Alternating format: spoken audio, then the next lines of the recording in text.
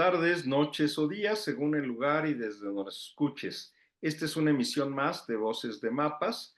Es el vocero donde hacemos redes para que las personas conozcan más sobre este fenómeno de la migración, el medio ambiente y la paz, que es un complemento para que conozcan nuestra misión en el trabajo de mapas, que es hacer sinergia entre la migración y la problemática ambiental a través de la alianza con empresas en el desarrollo de proyectos sostenibles de pequeña, mediana y gran escala a nivel nacional e internacional.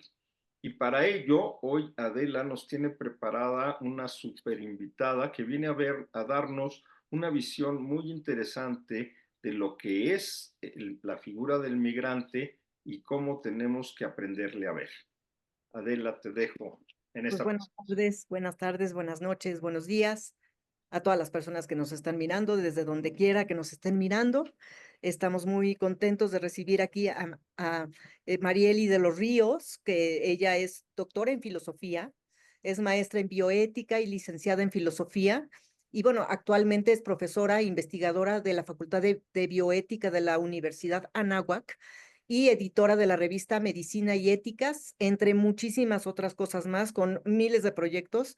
Y bueno, pues estamos muy complacidos de que estés aquí con nosotros, Marieli. Muchas Estábamos gracias. platicando que justamente la bioética, que es a lo que te has dedicado desde hace mucho tiempo, es fundamental para entender todo el fenómeno pues de la migración y del medio ambiente y de la salud en ese sentido, ¿no?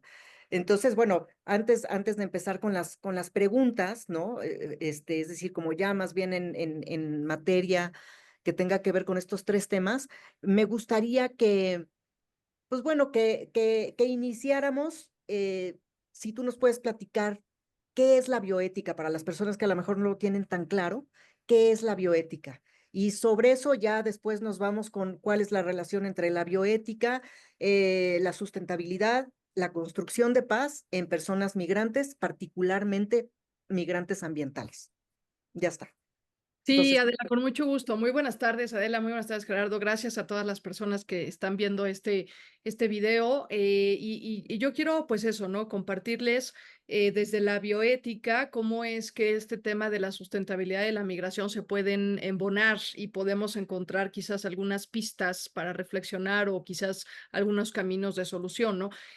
Para los que no están tan familiarizados con el tema de la bioética, pues la bioética es una disciplina que, a pesar de que se puso de moda con la pandemia y todo el mundo hablaba de los dilemas éticos en la distribución de recursos, de los ventiladores y demás, la verdad es que es de más larga data. Un primer registro de lo que es la bioética lo tenemos desde 1997 con un teólogo alemán protestante, Fritz Jasch, en donde, bueno, en su definición de bioética, pues él tenía como esta precaución de hacernos ver que era esta reflexión sobre el cuidado de los animales, por ejemplo, ¿no? O sea, en un inicio surge como el cuidado de la vida animal, pero luego posteriormente el registro más importante, quizás si ustedes googlean, ¿no? Van a encontrar fácilmente que la bioética se ubica más bien en la explosión del término en un médico oncólogo holandés que emigra, ¿no? Otro migrante a los Estados Unidos, en donde él habla de bioética como este cuidado del medio ambiente, ¿no? O sea,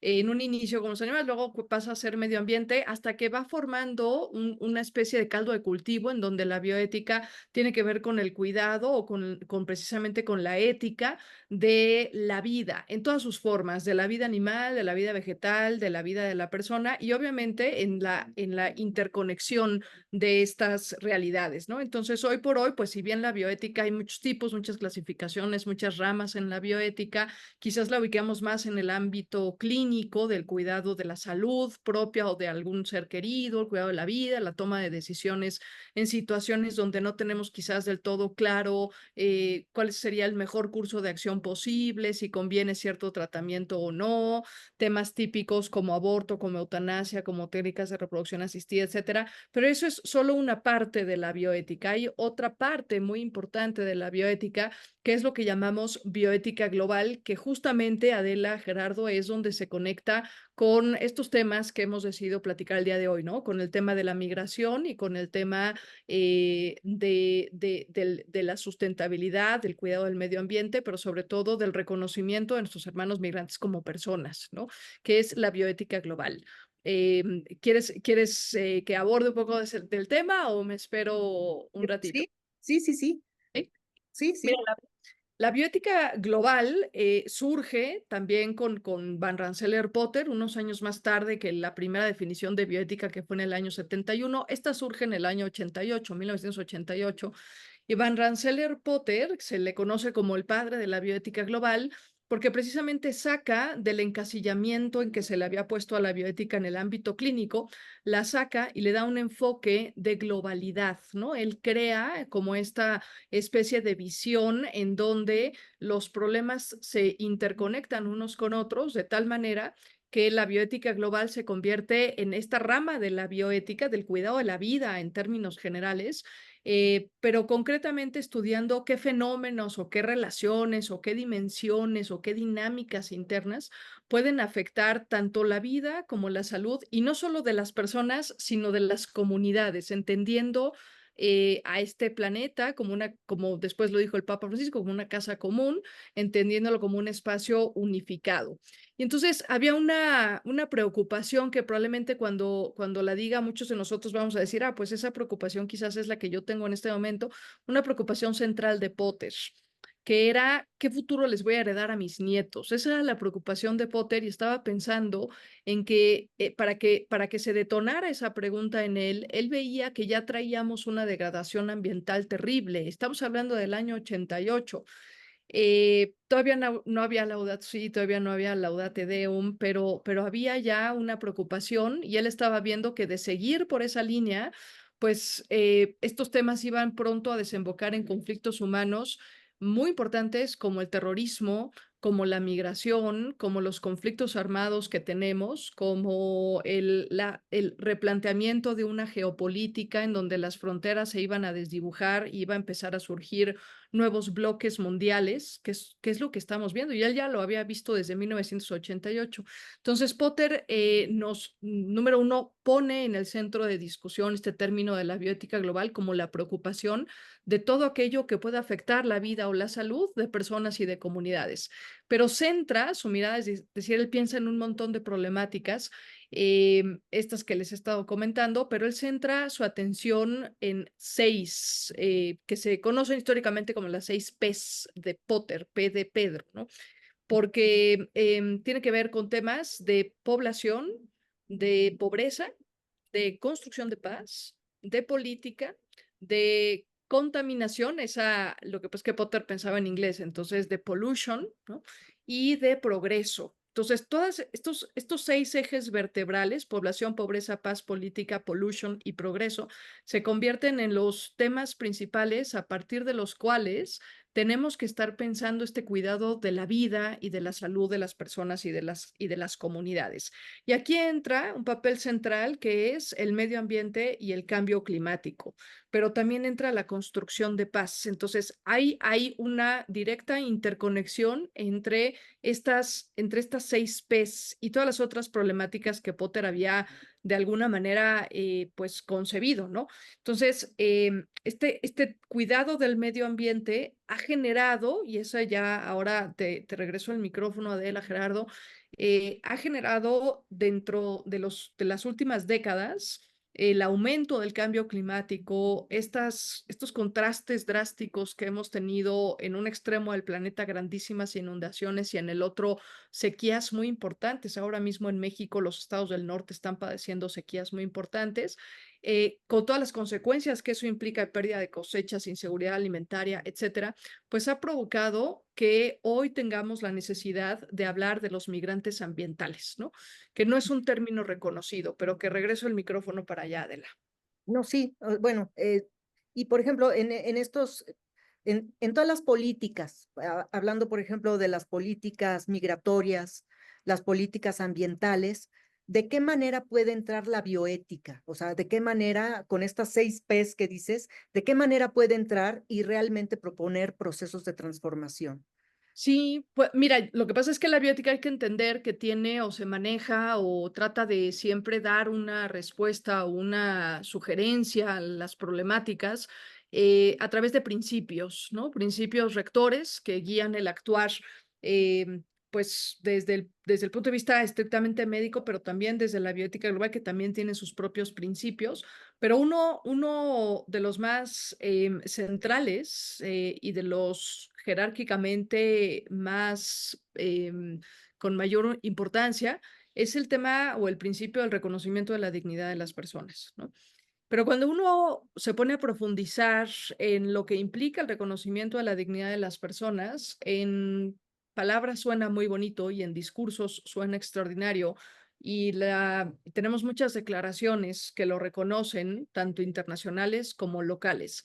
Pero cuando luego esas palabras las contrastamos con los discursos y vemos que hoy en día existen más de 22 millones de personas migrantes ambientales, que son las personas que tienen que migrar, ya sea hacia otra zona de su país o a otro país por padecer cambios climáticos importantes que han provocado desastres naturales o bien que han provocado temas de inseguridad alimentaria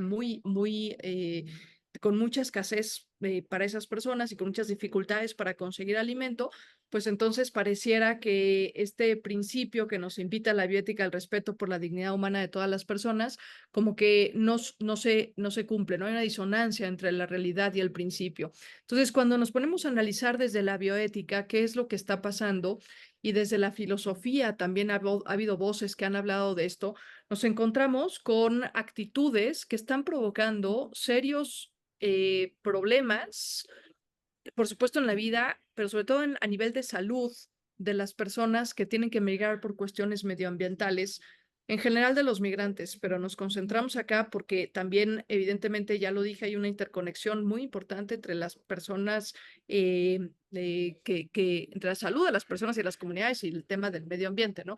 Pero nos encontramos con que uno de los fundamentos que no está permitiendo este total respeto de la dignidad humana son las actitudes que se han permeado históricamente, que pueden ser de discriminación o peor aún, un poco más fuerte, de xenofobia, ¿no? La xenofobia como que viene de esta raíz etimológica xenos, que significa otro, y fobia, que es miedo, ¿no? Esta actitud de miedo al otro, que está presente en cualquier persona migrante que llega a cualquier país, pero que no solamente es una actitud de desprecio, de discriminación, de exclusión, de miedo, sino que se puede polarizar y recaer o terminar siendo discursos de odio que verdaderamente afectan temas tan importantes como el acceso a la salud de las personas migrantes, por ejemplo, ¿no? Entonces, estas actitudes de xenofobia, de racismo, que repito, creo que es importante rastrear, ir más allá de la bioética y rastrear históricamente estas actitudes que fueron muy evidentes durante el Holocausto y los filósofos que en esos momentos estaban ahí pensando la realidad y después, ¿no? La llamada filosofía después del Holocausto, esta categoría de otro, de otredad que está muy presente en Levinas, en Hannah Arendt, en Horkheimer, en Adorno, en Benjamin, en Rosenzweig, etcétera, eh, es, es una categoría en donde si analizamos verdaderamente, es una categoría que se va imponiendo eh, culturalmente, ¿no? Y que se va sosteniendo, además, creo que es la parte más grave del asunto, que se va sosteniendo a través de estructuras y de sistemas de poder y de separación, ¿no? No es solamente la persona que discrimina o que margina o que no le da servicios de atención médica a un migrante por diversas razones, ¿no? Que pueden ser miedo, que pueden ser miedo a que roben los recursos de ese país, que formen guetos, que sea muy difícil controlarlos, que vengan armados, que traigan infecciones, etcétera. No solamente es el individuo que discrimina, sino que detrás de ese individuo, y esto es algo que se analiza desde la bioética, hay estructuras como clínicas y como hospitales que perpetúan y que refuerzan estas actitudes y que entonces generan a la larga sistemas de opresión hacia las personas migrantes en el acceso a los servicios de salud, ¿no? que están recibiendo. Entonces, creo que es importante empezar a conectar medio ambiente que provoca migración por estas cuestiones que les platicaba y que luego estos migrantes son despreciados en su lugar de origen. Y no solamente es esa marginación o ese, sí, como rechazo, ¿no? Sino que esto se convierte en posibles muertes o en posibles pérdidas irreversibles de salud, ¿no? Eh, que, y que además se van acarreando a lo largo de toda la vida de una persona, ¿no? No, y que además es muy importante lo que dices, porque al final también los hospitales responden a un sistema y probablemente de una manera inconsciente también, ¿no? Con esto que dices, que digamos, estamos viviendo en una estructura, ¿no? Que de la cual igual no somos conscientes en nuestras actitudes, en nuestras respuestas, ¿no? O sea, al final es como una violencia estructural Exacto. que va permeando a través de las instituciones y a través de muchos lugares y pues nada más vamos dando respuesta sin tener esa conciencia, ¿no? Así es, y fíjate porque me encantó cómo lo pusiste porque con la xenofobia tenemos el mismo problema que lo tenemos con la violencia, porque de hecho es un tipo de violencia, ¿no?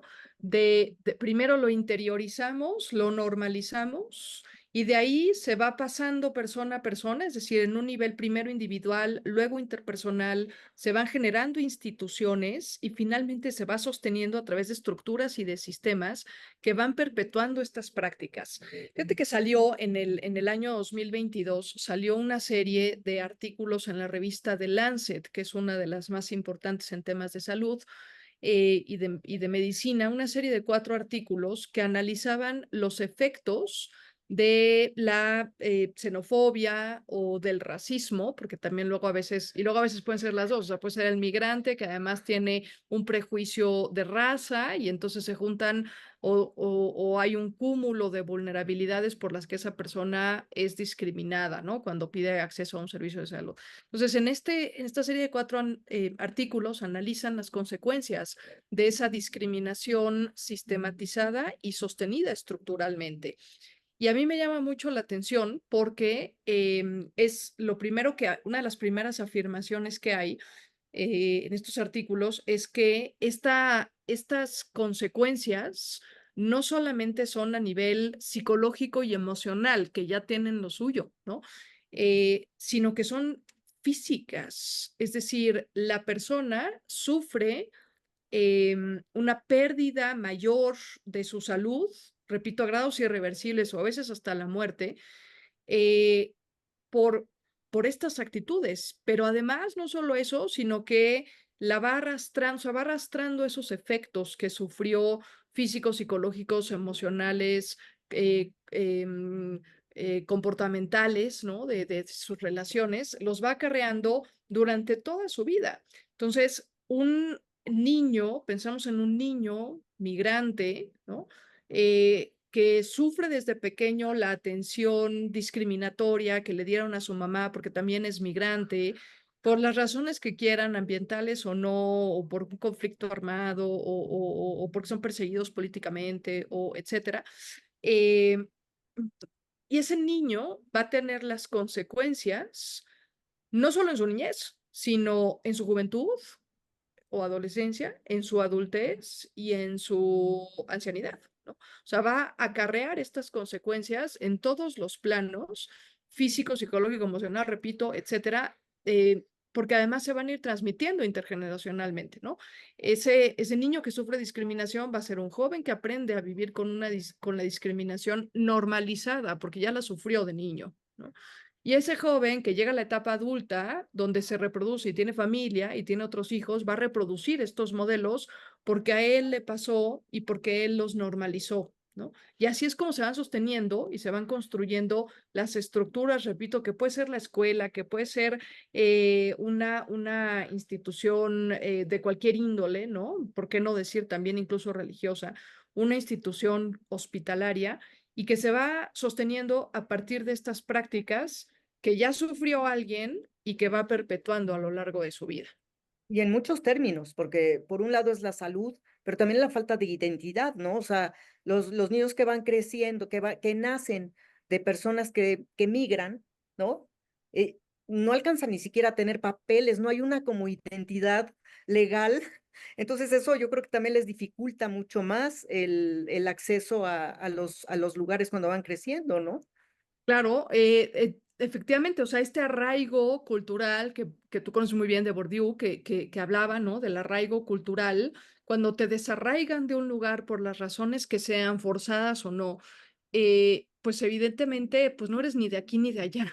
Claro. Y ese no ser ni de aquí ni de allá, por supuesto que provoca una pérdida de la propia identidad, pero también, o sea, una identidad personal, pero también una identidad nacional, ¿no? Y son personas que no terminan de ubicarse porque al momento también de ser discriminados, pues el van añadiendo capas de vulnerabilidad, ¿no? Que van ocasionando más quiebres en su salud física, psicológica, emocional, etcétera. Por ejemplo, ¿no? Yo quisiera comentar algunas cosas curiosas que no nos imaginamos que actitudes hacia los migrantes pueden ocasionarles. Por ejemplo, en el nacimiento, ¿no? O sea, vamos por las etapas de la vida fundamental. En el nacimiento, actitudes de discriminación hacia los migrantes pueden provocar desde bajo peso al nacer, mayores posibilidades de que la mamá muera durante el parto porque no se le da la atención en tiempo y forma, porque normalmente no se les cree o se les estigmatiza o se les hace esperar demasiado a las mujeres. Mayor dificultad para que la mujer pueda alimentar a su bebé, es decir, problemas en la lactancia materna, ¿no? En la niñez y en la adolescencia, pues evidentemente temas de depresión, temas de baja autoestima, lo que decíamos ahora, temas de conductas de adaptación deficientes, ¿no? Puede provocar también, justo por un tema de depresión, puede provocar aumento en el insumo de productos ultraprocesados, o sea, problemas de obesidad. En los adultos ya mayores, en la adultez, problemas de ansiedad, de depresión, de alcoholismo, fíjate, de diabetes, ¿no? De sufrir infartos cerebrales o infartos al miocardio, de aumentar la mortalidad y la disminuir el promedio de vida. Y en los adultos mayores, pues obviamente también síntomas depresivos, síntomas de esquizofrenia, fallas cognitivas más grandes y más importantes. em, Mayores riesgos, ¿no? Hay estudios que incluso llegan a afirmar que estas personas, adultos y adultos mayores, llegan a presentar más problemas de salud por exposición a ambientes tóxicos o a ambientes, cuando sobre todo trata de migrantes ambientales, a donde van, generan otra vez como esta estigmatización que hace que empresas muy poderosas se asienten en donde sea que estas personas ya se asentaron previamente, minusvalorando su salud a partir de los residuos tóxicos que provocan, ¿no? O sea, como diciendo, bueno, pues estos, como no importa si se enferman o no se enferman, de todas formas se van a morir, pues entonces llegan e instalan sus fábricas generando residuos tóxicos más importantes, ¿no? Entonces también tenemos un aumento en las enfermedades debidas a cuestiones de contaminación o a contaminación del agua, si es que hay un cuerpo de agua cerca, etcétera, ¿no? O sea, no se hable del tema de la atención de urgencias, porque repito, no los atienden con la misma agilidad y con la misma prontitud con la que atienden a cualquier otra persona no migrante. Ni se hable, y lo vivimos, y lo tenemos muchos a flor de piel, del acceso, por ejemplo, a vacunas, ¿no? Lo vimos con el COVID, mientras en América ya íbamos por la segunda o tercera dosis, en África solo el 10% estaba empezando a tener la primera dosis de vacuna contra el COVID, ¿no? Malos tratos, humillaciones, burlas, no atención médica, es decir, está comprobado, o sea, por ejemplo, aquí se habla de cuestiones tan graves como por ejemplo, leo algunas cifras importantes, ¿no? Por ejemplo, falta de detección oportuna de cáncer de mama en mujeres hispanas que están viviendo en Estados Unidos y que fueron o son migrantes todavía, ¿no? Es decir, que no han regularizado sus papeles. Obviamente una mayor tasa de mortalidad, una menor tasa de supervivencia a cualquier tipo de cáncer, por ejemplo, ¿no? Estamos hablando de diferencias abismales, es decir, de más de la mitad de las personas migrantes, concretamente hispanas, que llegan a los Estados Unidos por razones diversas, más de la mitad no son detectadas oportunamente de un cáncer de mama y por ende su tasa de sobrevivencia baja considerablemente, ¿no? La Eh, tasa de mortandad sube mucho en la las tasa de personas. mortalidad sube, por supuesto, sí, la tasa de mortalidad, mira, nada más te pongo acá un ejemplo que se reportan estos artículos, esta serie de artículos, ¿no? Por ejemplo, de 100,000 personas en un año, em, las personas hispanas, aquí ponen las personas hispanas o de raza negra, porque es un artículo en donde abordan tanto el tema del racismo como el tema de la xenofobia, ¿no? Raza negra o raza hispana. 171 de cada 100,000 personas de raza negra o hispana murieron de cáncer por retraso en la detección oportuna del mismo, en comparación con 151 que no eran migrantes, ¿no? Por ejemplo, otros de la tasa de sobrevivencia, ¿no? También en un año en Estados Unidos, el 66% de las personas de raza blanca no hispana con cáncer seguían vivas 5 años después, mientras que este porcentaje bajó a 63 en personas o de raza negra o hispanas con cáncer, ¿no? Pero luego hay otros datos también que resultan alarmantes, como por ejemplo, ¿no? De 2 millones de nacimientos en países de alto y mediano ingreso, las posibilidades más frecuentes de muerte fueron entre personas de raza negra o hispanas en Estados Unidos, ¿no? Migrantes. Fíjate qué ilustrativo ha sido todo esto que nos explicas, porque curiosamente el problema de la migración es un problema de todos. Todos hemos destruido el medio ambiente, todos hemos contribuido a que algunas regiones caigan en el calentamiento global o sufran la devastación ecológica. Y sin embargo, cuando estas personas se mueven, las marginamos, las manejamos como diferentes, pero también se da un temor a recibirlas, y eso hace que también las señalen todavía más y las aparten de todos los niveles sociales, unos por sentirse privilegiados y otros por sentirse amenazados por estas corrientes de personas, y curiosamente esa etiqueta que le ponen, esa distinción que le hacen, agrava el problema en muchos puntos. Y curiosamente, te agradezco mucho todo esto que nos has presentado, porque es parte de las justificaciones de Mapas. Lo que en Mapas queremos hacer es quitar esa imagen del migrante, de alguien invasor, de alguien incluso que viene a desequilibrar tu medio, por alguien que es un agente de transformación y que puede contribuir a cuidar tu medio ambiente y hacerlo que funcione mejor, y que entonces la imagen de ese migrante se modifique. De hecho, los migrantes han dado en todas partes y en todo el mundo una evidencia que muchos de ellos han sido los agentes de transformación más valiosos de sus comunidades, que han hecho avances muy importantes, y no cualquiera de los genios que quisiéramos enumerar, el 90% son migrantes o fueron migrantes. Y obviamente, por encima de las etiquetas que les ponemos, si al contrario los aceptamos, ¿cómo reduciríamos el problema?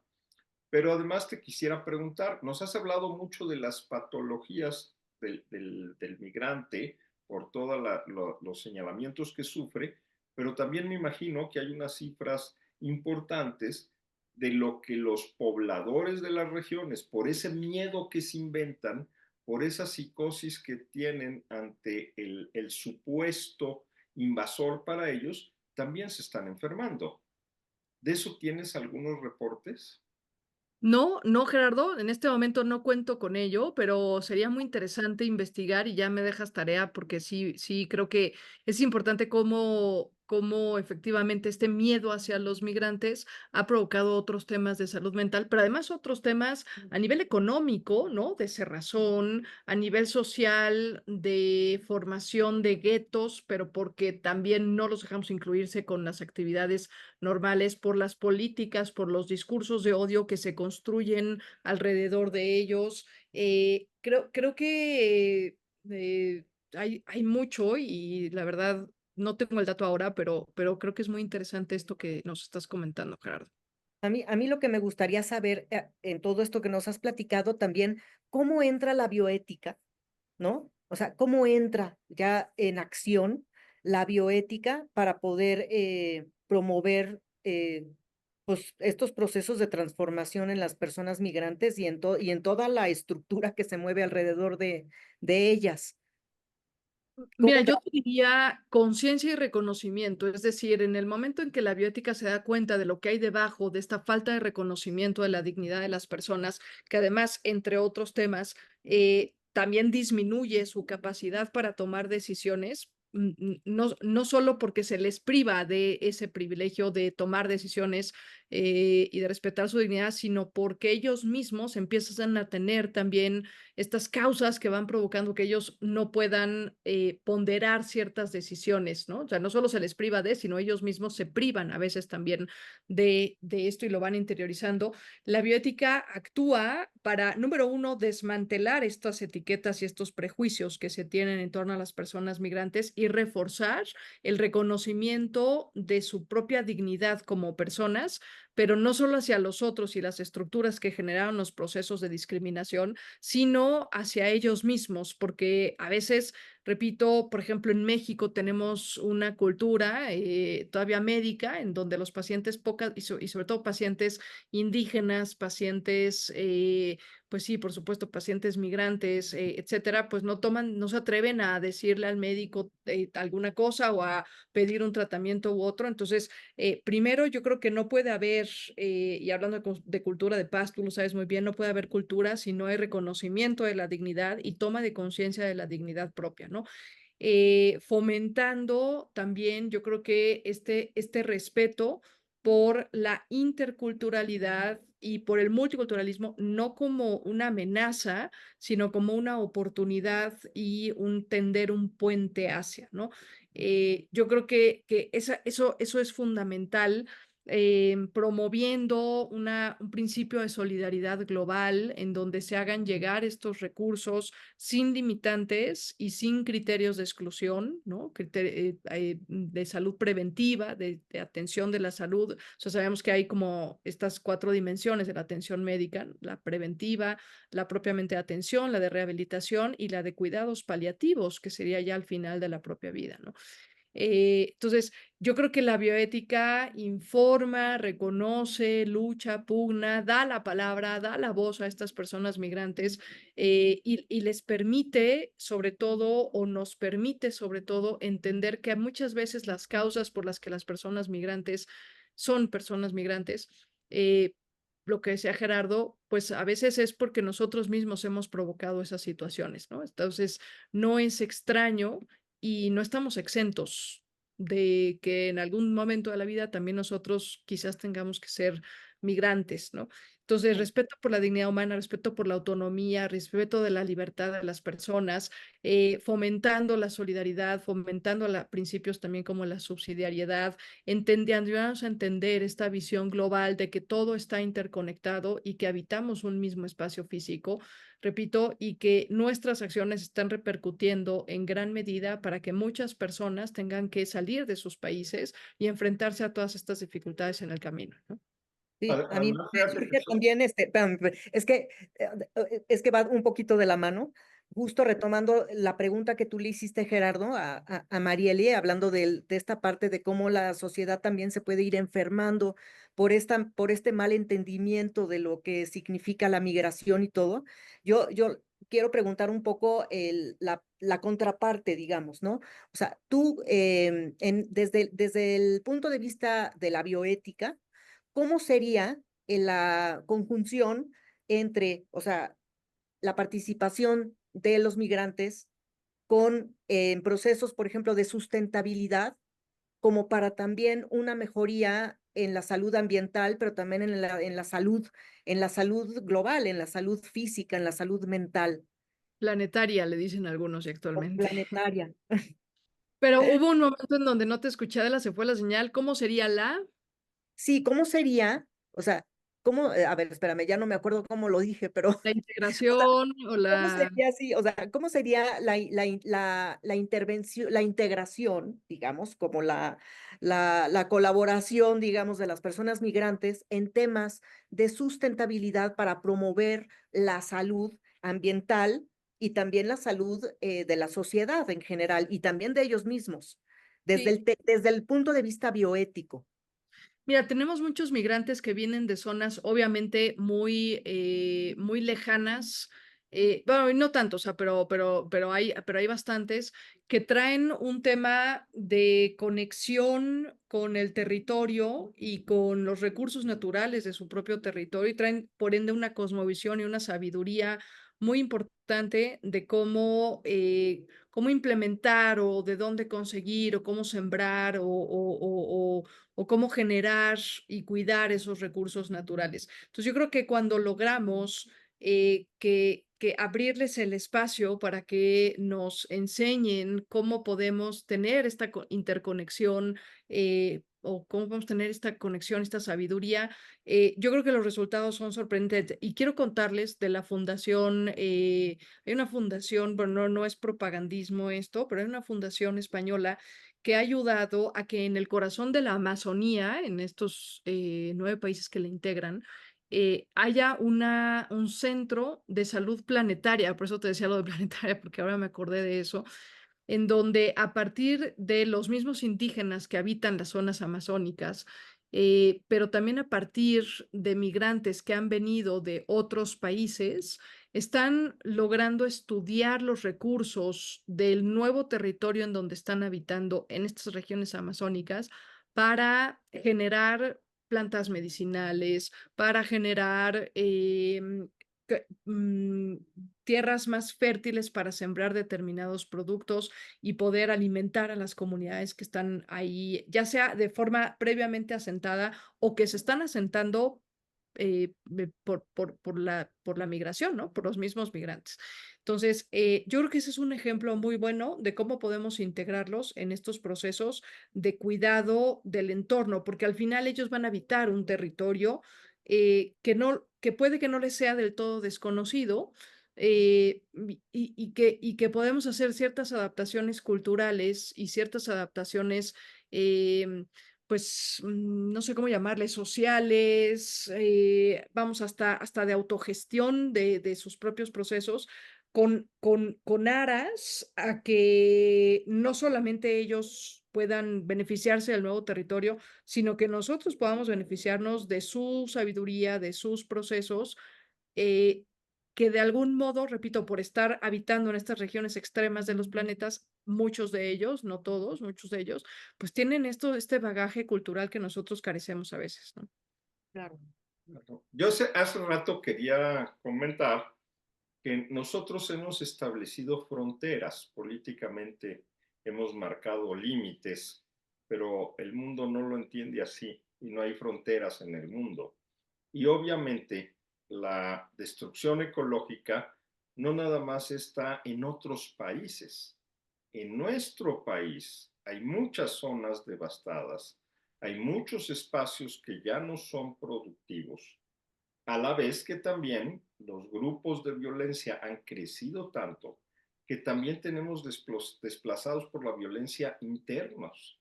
Y hay estados que han tenido que emigrar, hay zonas, hay espacios, y algunos no tan lejanos de la mancha urbana de la Ciudad de México, sino como el Valle de Chalco y demás, donde efectivamente la gente ha tenido que huir. y han tenido que irse a establecer en otros lugares y están viviendo este fenómeno y se convierten en esos desplazados por la violencia que necesitan espacios y que necesitamos aprender a integrar a esas personas y que también es parte de la enfermedad, y es otra enfermedad de la que te quisiera preguntar, de la violencia que genera la indiferencia. Ese no preocuparme por aquel que está desvalido, y cuando hago mención de esto de que no hay frontera y de que los desplazados pueden ser aquí mismo, es que no estamos lejanos todos de ser un desplazado por la violencia en un determinado momento. Por Y, supuesto. y qué tan preparados estamos para ello. Sí, sí, y preguntas algo que hemos tratado de evitar y de evadir en todas las conversaciones, ¿no? Mira, el Papa Francisco en Laudato Si habla de un giro ecológico integral, o habla de una conversión ecológica integral más bien, ¿no? Y propone recuperar tres dimensiones en la persona. La primera, una dimensión creatural, o sea, entender que efectivamente no somos autosuficientes, que necesitamos y que nos debemos de concebir siempre en relación con un ser superior, llámale como quieras llamarle. Una dimensión relacional que implica la necesidad que tenemos de las otras personas que tenemos a nuestro alrededor, sean de la nacionalidad que sea y tengan el estatus migratorio que tengan, ¿no? Pero que necesitamos y que ellos necesitan de nosotros, ¿no? Y una dimensión de respectividad. Esta dimensión de respectividad implica reconocer el lugar que cada uno de nosotros ocupamos, que a lo mejor fuimos privados de ese lugar o de esas funciones o de diversas razones por la violencia, por los abusos que hemos cometido, por un problema muy complejo en México que tenemos, donde converge un tema cultural, social, económico, político, etcétera, pero que si aprendiéramos que, y esto incluye una visión también medioambiental, ¿no? Que cada cosa y cada realidad y cada criatura ocupan un lugar específico, el lugar que tienen que ocupar, y dejáramos de estar usurpando lugares, ¿no? Que no nos corresponden, quizás pudiéramos entender, ¿no? Que yo creo que en la pandemia algunos lo entendimos, pero cuando lo entendimos ya no hablamos de eso porque nos daba miedo hablar de la pandemia después, ¿no? Y de los aprendizajes, que fue que efectivamente, y como dice todo está absolutamente interconectado. Entonces, lo que le pasa a una población, sea por cuentas de un tema de degradación medioambiental, sea por cuentas de un desplazamiento por violencia, por el crimen organizado, por el narcotráfico, etcétera, lo que le pasa a una población termina repercutiendo en mi propia salud y en mi propia vida. Por eso debería de ocuparme. Y si no aprendimos que durante la pandemia lo que pasó a cientos de kilómetros de distancia en un mercado local en China tuvo repercusiones no solo en México, sino en todo el mundo, pues claramente no entendimos absolutamente nada de la pandemia, ¿no? Por eso debiera ocuparme de mi hermano, y el Papa en Fratelli Tutti habla del prójimo, ¿no? Por eso debiera preocuparme lo que está pasando y por eso no puedo caer ante el flagelo de la indiferencia, que es el mayor de los males que tenemos actualmente en todos lados, ¿no? O sea, preferimos cerrar los ojos ante la violencia cuando debiéramos encontrar maneras, porque claro, tampoco estamos hablando de atrevernos a hacer aquí un Avenger, ¿no? Pero sí encontrar maneras y sí, por lo menos a estos hermanos que tienen que desplazarse por causas de la violencia, eh, pues lo menos que podríamos hacer es reconocerlos en su dignidad y reconocerlos en sus derechos. Y sobre todo creo que hay una parte que siempre hablamos de los migrantes, que es la acogida, ¿no? O sea, debemos darles acogida, debemos, como decía el Papa, ¿no? Debemos también integrarlos, acogerlos, promoverlos, defenderlos, etcétera. Pero a veces se nos olvida que el problema de la migración es como un péndulo. O sea, tendría la persona que regresar a su lugar de origen. Una persona migrante no puede quedarse siendo migrante toda su vida. Y si se queda siendo migrante, algo no estamos haciendo bien. O sea, tendría que poder regresar y tenemos que generar las condiciones para que esa persona regrese a su lugar de origen. Por eso creo que es importante hablar también en otra dimensión de colaboración internacional. No solo es quién va a recibir a estos migrantes, sino por qué están saliendo esos migrantes de ahí y cómo podemos hacer para que regresen, porque no está bien que tengan que salir. Tendríamos que analizar las causas profundas de la migración y no es solo quién los recibe o quién no los recibe, porque nos tendemos a ir por ahí, ¿no? No, sino, espérame, en principio no deberíamos estar hablando de migración. En Ujú, principio todos debieran tener acceso a una vida que les pudiera estar tranquilos en el lugar en donde están. claro, Claro, que fíjate, eso lo vemos incluso regionalmente, como hay una región donde tú puedes contar con todos los servicios, con todas las cosas, y muy cerquita no los tienen. Y no podemos tener los ojos cerrados y no preocuparnos porque no los tengan allá, porque no se den esos elementos allá. Hace muchos años, más o menos 35 años, un médico me dio mucho esta visión. Me dice, tú a lo mejor te sientes seguro de que vas a tener una buena atención médica por los recursos con los que cuentas y las condiciones en las que van a ser tu hijo, pero tu hijo no lo vas a tener en una burbuja de oxígeno, sino que va a estar en el medio con muchos millones más que no tuvieron esas ventajas. Todo esto que ahorita nos platicaste de las desventajas de salud con las que crecen estas personas que han sufrido marginación, que han sufrido maltratos, van a ser las que convivan todos con todos y la posibilidad de enfermarte va a ser la misma aunque hayas recibido la super vacuna, aunque hayas recibido las mejores condiciones de oxigenación al nacer y demás, vas a estar expuesto a las mismas malas condiciones. Y el chiste no es que no lo tengas, sino que te asegures que todos lo puedan tener. claro, Y digamos, es de la indiferencia de la que hablo, ¿no? Que no podemos decir, no puedo cerrar los ojos a no pensar que todos tienen que tener estas condiciones.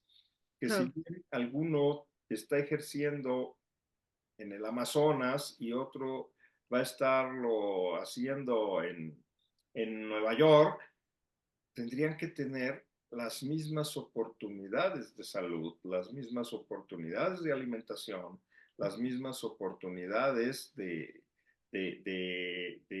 salud, de vida, porque además las estamos desequilibrando por igual, aún en los centros de primer mundo, como en los centros más desprotegidos.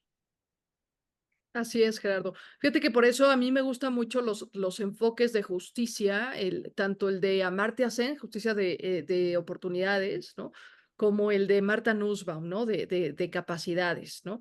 Y creo que es esto que tú estás diciendo, porque a veces ofrecemos oportunidades, ¿no? Ponemos, hay tantas vacunas disponibles, llegue quien quiera llegar, pero no nos ponemos a ver que para nosotros es muy fácil tomar el auto y llegar a ponernos la vacuna, pero para otras personas tienen que migrar de zonas rurales muy lejanas o aquí mismo dentro de la zona urbana, pero tomar transporte público, caminar, hacer, y ya cuando llegan ya no hay vacunas, ¿no? Porque había solo determinadas vacunas. Entonces, no se trata de dar oportunidad, porque a veces también disfrazamos un tema de justicia bueno, pues yo di la oportunidad, llegó el que llegó, sí, pero es que no todos siempre tenemos las mismas capacidades ni condiciones para acceder a esas oportunidades. Por eso Marta Nussbaum complementa la visión de Amartya Sen hablando de capacidad, o sea, este gap entre una persona que ha tenido o que ha sufrido estos procesos y una persona que está acá, este gap es lo que nos tiene que ocupar a ti y a mí. No, claro, no lo que pasa después de que lo adquiere, ¿no? De acá para arriba es otro boleto, pero entre este y este cachito es el que nos tendríamos que estar ocupando todos. Y a veces no nos ocupamos de cómo le hago para a estos que quedaron abajo restituirlos. Y por eso hablaba yo, y creo que es muy importante, de la conciencia en el propio migrante y en la propia persona que ha sido discriminada porque a veces ni siquiera le dimos oportunidad de que tuviera esto que decías, Adela, una identidad personal, una construcción de una identidad personal y menos aún de un reconocimiento de sí mismo como un ser digno. Lo callamos antes de tiempo, ¿no? Porque así nació, porque así le tocó, porque así... y porque a sus padres les tocó, y porque, entonces vamos repitiendo patrones, y por eso creo que también es muy importante trabajar con este nivel de conciencia y de autorreconocimiento de las personas para que puedan sentirse capaces de acceder a las oportunidades que se les pueden llegar a ofrecer, porque si no, tampoco las van a saber aprovechar. ¿no? Y trabajar justamente en la conciencia de que no estamos separados, ¿no? De que en realidad no hay fronteras, ¿no? Exacto. Hablando en esos términos, de que Bueno, en realidad no hay fronteras, porque lo que pasa es que como vemos a la otredad, como dices tú, ¿no? Al final, pues es el otro. Es muy fácil voltear la mirada y pues ya. Y eso es al final haciendo eso estamos reproduciendo la violencia estructural, estamos reproduciendo la violencia de una manera muy sutil, pero la estamos reproduciendo también, ¿no? es que además esa es la primera frontera de cuando le decimos que es el otro. Ya Sí, puso una frontera a un mismo sistema, sí, un mismo ser vivo. Y hay sí, que entonces, tener cuidado en la manera en que construimos nuestra propia identidad, porque ¿qué me hace diferente al otro? tal Claro, cual. claro. Entonces aquí se trata también como de promover nuevos modelos de relación humana, ¿no? Yo creo. O más Sí, bien recobrarlos, ¿no? Recobrar otro tipo ¿no? La parte más humana de la relación. A mí sí. No, adelante, adelante, Gerardo. me gusta mucho llegar al concepto del desarrollo humano, esa oportunidad de que cada uno pueda ser y hacer lo que desea ser y hacer. Claro. Cuando nosotros tengamos esa grandeza de efectivamente lograr ese crecimiento humano, efectivamente dejaremos de estar preocupándonos tanto por fronteras y por distinciones, porque estaremos haciendo esa equidad que puede existir, pero que ridículamente, absurdamente le estamos desapareciendo. Y antes de entrar en escena y que nos hablabas de la esperanza, pues es decir, parte de eso que tenemos que abrir es que efectivamente lleguemos los humanos a entender que todos tienen derecho a ser y hacer lo que cada uno desea ser y hacer. Yo te agradezco mucho todo esto que nos has platicado. El tiempo es muy corto, desgraciadamente, se nos va volando. Ya nos llega el momento de despedirnos, pero creo que queda la puerta abierta para seguir platicando de esto en otras ocasiones, si nos los permites, y seguir creciendo mucho en esta comprensión de la bioética, de la vida en general y de hacer cada vez un mejor mundo. Así es, Gerardo, no, al contrario, yo les agradezco mucho. Creo que hay un gran tramo en tener que reeducarnos, primero darnos cuenta de nuestras propias, como bien dijiste, de nuestra propia identidad, cómo la hemos construido y qué hemos dejado entrar y qué no hemos dejado entrar en ella, y luego empezar a cambiar nuestros modos y nuestras relaciones. Y ese es un camino, eh, pues largo, ¿no? Pero por lo menos esperanzador, ¿no? Así que pues muchas gracias, gracias Gerardo y gracias Adela por dejarme compartir estas cosas con ustedes. Gracias, Marieli, gracias, Gerardo, y pues gracias a todas las personas que nos acompañaron esta vez, como siempre.